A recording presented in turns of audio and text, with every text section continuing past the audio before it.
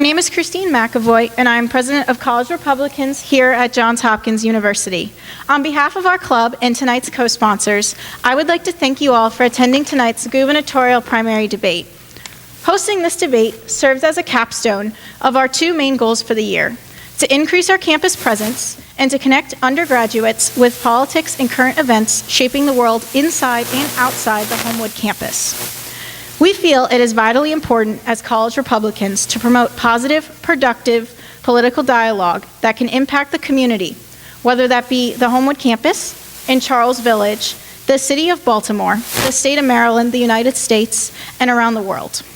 Partnering with the Maryland Republican Party, College Republicans at Loyola University, Maryland, and the Baltimore City Republican Central Committee brings our gubernatorial candidates together today to fulfill just that.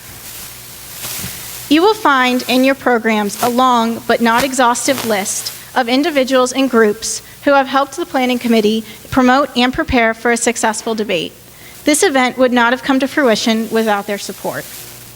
I would now like to introduce Congressman Andy Harris.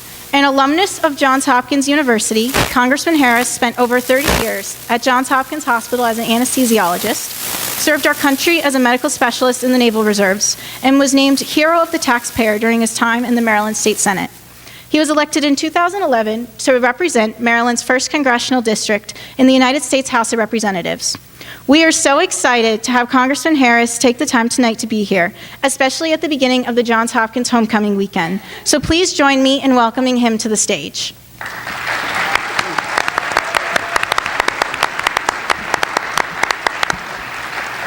Thank you very much. It's always a pleasure to be back on the Hopkins campus. I graduated from here. It was a few years ago, more than I'm going to care to admit to. Listen, I do want to acknowledge that Diana Waterman, the chair of the party in Maryland, where are you, Diana? Where are you? There you are, way up in the back. That she's with us tonight as well, representing the leadership of the Republican Party in Maryland. I want to thank all the CRs who are here, and I want to thank you for your interest. I will tell you that the fiscal issues that face the state and the country, they're not my generation's issues, they're your generation's issues. I will tell you, because you're going to pay the bill. And whether it's the bill to pay for those pensions that the governor and the state took hundreds of millions of dollars out of this year to pay for other things, or whether at the federal level it's to pay back a federal debt that now stands at $17 trillion and is continuing to rise. So I'm going to congratulate you on being involved. Now, I will tell you this election is going to be exciting, both the federal level and state level, because I think elections that have contrast are exciting. And there will be no greater contrast in the past several years that we're going to have between the vision of what the current administration in Washington and the current administration in Annapolis have for this state and this country, and what the Republicans have at the federal level, what we have stood for in the House, and on the state level, what gentlemen like these three gentlemen are going to talk about today. It is a stark contrast, a vision of big government versus trusting the people. A contrast between tax and spend and fiscal prudency.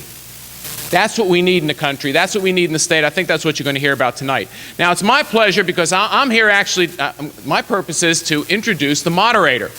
And it's a great pleasure of mine because, I've spent a lot of time in Maryland, and the moderator who's going to moderate this debate is a fixture in Maryland. Those of you who haven't been here many years, our moderator is a fixture here in Maryland. Richard Sher has been here on Baltimore TV for almost 40 years. He currently hosts a show, Square Off, which if any of you in college get up at 11 o'clock on Sunday morning, you can see on WMAR TV. It's now in its 26th year in Baltimore television. As Richard always says, it's been on longer than Meet the Press or any of those other Sunday shows.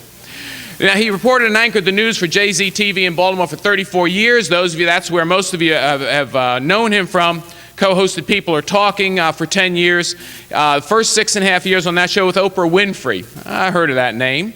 And in fact, 5 years ago, in 2009, Oprah flew to Washington to present Richard with a Lifetime Achievement Emmy Award. In addition to Square Off, Richard's in his 6th year as a volunteer at the world-renowned Shock Trauma Center. Truly a jewel in Maryland, that trend. jewel. Jewel and Shock trauma's the jewel. shock trauma. You're the jewel too. Don't worry about it. I'm getting that. That's the next line. Okay. And I am. We should be honored to have someone with the credentials of Richard Sher moderate this debate tonight. So, Richard, podium's yours. I want to tell you something. You are my favorite Republican Congressman in Maryland. Yeah. Yes, you are. Thank you, Andy. Christine, do you have my pen? Okay. No, it's a Mont Blanc. Don't give me. Wait a second. I had a Mont Blanc pen when I wrote down who was going to go first, and I can't find it. Call security. Well, you Republicans can. Well, that's a shame, isn't it? Well, we'll take it out of the Treasury. All right, folks. I'm delighted to be here tonight. I really am. Andy Harris has been a regular panelist on Square Off. He's an excellent panelist. He's terrific, and he really is one of our favorite guests. And we look forward to having you back on the show again. He spends, even though he's in Congress all the time, he does spend 3, 4, 5 days a year, right? That's what you do? 10 days practicing medicine. He likes to put people to sleep, and he likes to see that they wake up also. Let me introduce our candidates if I can, and then I'll tell you what the rules are going to be. From, let's see, we'll start with Charles here on the end. Charles Lollar proudly served his country in the United States Marine Corps and was on active... What's that? What do you say? Hoorah. Hoorah. Hoorah. Thank you for your service, sir. You were on active duty in Kosovo. Presently, Charles serves as a major in the Marine Corps Reserves as an intelligence officer, and he is certainly an intelligent guy. Professionally, Charles was general manager for Cintas Corporation, where he oversaw 170 employees and $23 million sales budget. Before joining Cintas, he worked for UPS, where he has the responsibility of 30 folks. He's the former chairman of the New Day Maryland PAC, serves on the board of directors of the Maryland Taxpayers Association, the Harbor League Conservative Victory PAC, and Second Genesis. And he served on the executive board of directors for the Maryland Chamber of Commerce, a graduate of Leadership Maryland and Leadership PG County. He served as chairman of the Maryland Taxpayers Commission, fighting for those of us who need protection in the interests of Maryland taxpayers, and was the Maryland State Director of Americans for Prosperity. He and his wife, Rosha, have 4 beautiful daughters and 1 grandchild. Hard to believe that you're a grandfather. Welcome, Major Charles Lollar, folks. Thank you. Thank you. Thank you. David Craig, an old buddy of mine. Thank you so much. Hold your applause for me until I'm done, please. David Craig was elected at several levels of government. Soon after taking the office of Harford County Executive in July of '05, David immediately took on the hardest challenges facing Harford County.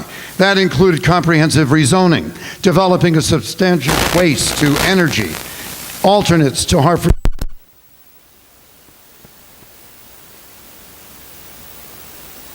17,000 jobs and tens of thousands of people came in there. He's interested in improving public school capacity through an aggressive school construction and modernization program. Growing demand for public safety and the sound management of a $750 million budget during difficult economic times. County Executive Craig's accomplishments and his abilities to tackle these difficult issues will have a lasting impact on shaping and improving Harford County's overall quality of life and provide future opportunities for generations to come. Harford County Executive David Craig, folks. Thank you. And now, certainly not last but not least, Ron George. Any Ron George people here, please applaud. Yeah.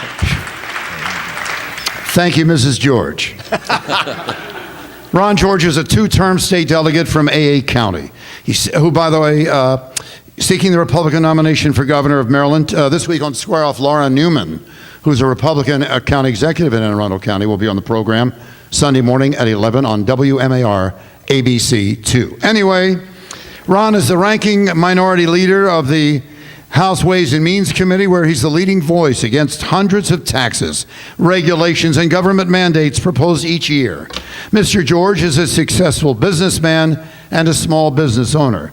He was the recipient of the Annapolis Ronald Reagan Award and chosen Legislator of the Year in 08, 12, 13 by business groups for his pro-business common sense solutions.